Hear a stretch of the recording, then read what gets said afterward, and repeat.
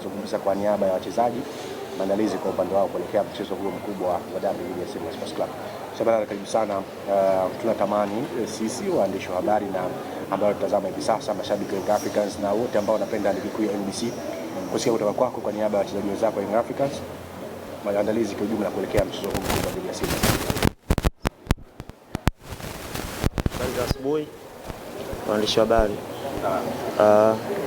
sisi kama wachezaji maandalizi yameenda vizuri kabisa, lakini leo tutakuwa na session ya mwisho kabla ya mchezo wetu kesho. Kwa hiyo leo tutakamilisha kabisa maandalizi yetu kwa 100% ili kuhakikisha kwamba kesho tutakuwa na mchezo mzuri ambao tutaenda kuzipigania alama 3. Okay, nikaribisha maswali mawili kwa mchezaji.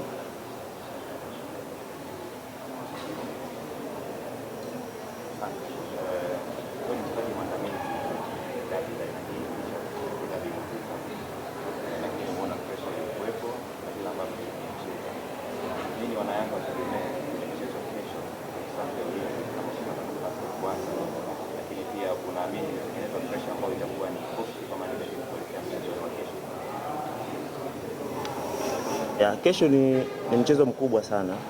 Tunatambua ubora wa wapinzani wetu, lakini sofa mpaka sasa nafikiri Yanga ndio timu ambayo ina defense nzuri mpaka sasa hivi kwenye ligi.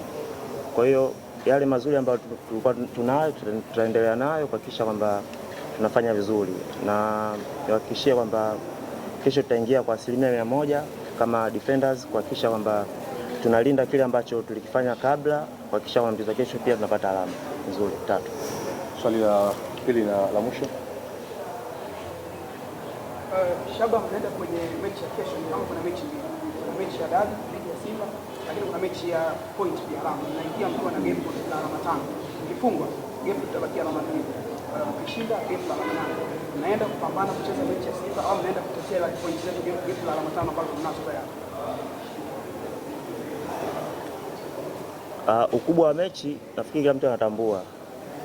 Ukipoteza mchezo wa kesho, ina maana kwanza kuelekea katika mbio za ubingwa na kwa kidogo kama unasuasua, kwa sababu ni mechi kubwa, ni mechi ya watani. Kwa hiyo sisi tunatambua hilo, na kikubwa si maandalizi yetu ni kuhakikisha kwamba tunashinda mchezo wa kesho ili tutengeneze gap kubwa kuelekea katika michezo mingine ambayo inafuata, kwa sababu ukimfunga mpinzani wako ambaye anakusogelea, ina maana unatengeneza gap ambalo inakurahisishia wewe kuelekea katika mbio za ubingwa. Shukrani sana na niwatakie kila la heri kuelekea mchezo wa kesho dhidi ya Simba. Asante.